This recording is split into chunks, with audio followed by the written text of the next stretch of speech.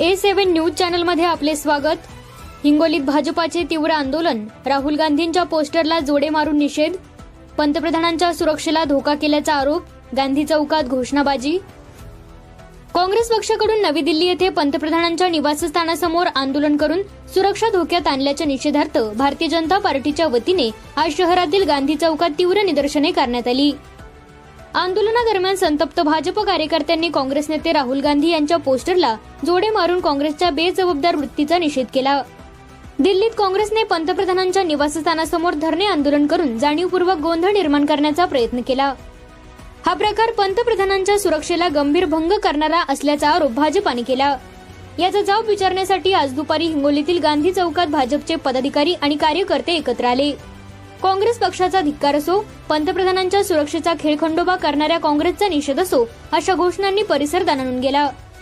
या आंदोलनात माजी जिल्हाध्यक्ष फुलजीराव शिंदे, भाजपा युवा मोर्चा जिल्हाध्यक्ष शिवाजीराव मुटकुळे, सरचिटणीस उमेश नागरे, सुनीताताई मुळे, प्रवक्ता विलास गोरे, रजनीश पुरोहित, पवन उपाध्ये, कैलास शहाणे, बाबा घुगे, संजय ढोके, नंदुभाऊ खिल्लारे, समीर भिसे, सुनील राठोड, सदाशिव सूर्यतळ, श्रीरंग राठोड, पद्माकर नायक, हनुमान करहाळे, महेश थोरात, माणिक लोढे, शेख अतिक, सूरज व्यास, केशव सुरदुसे यावेळी उपस्थित होते।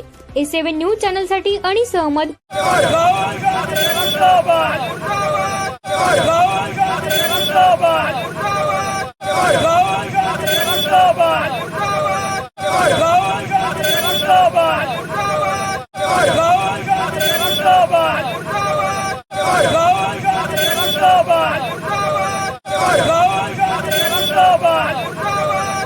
तर या ठिकाणी काल जे आंदोलन चालू होतं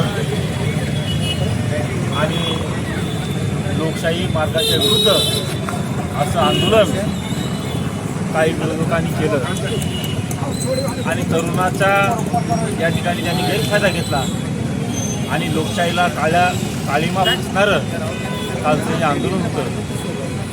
आणि हे आंदोलन करत असताना कालचं आमचं संसदेचं पावसाळी अधिवेशन चालू असताना काही विरोधकाच्या गुंडांनी त्या संसदेमध्ये घुसण्याचा काम केलं आणि राहुल गांधी यांनी या गुंडांना खतपाणी देण्याचं कामसुद्धा केलं। म्हणून आम्ही या ठिकाणी भारतीय जनता पार्टी, भारतीय जनता युवा मोर्चा यांच्या वतीनं आज या ठिकाणी राहुल गांधी आणि या महाविकास आघाडीच्या या पक्षांचा या ठिकाणी आम्ही जाहीर निषेध केलेला आहे।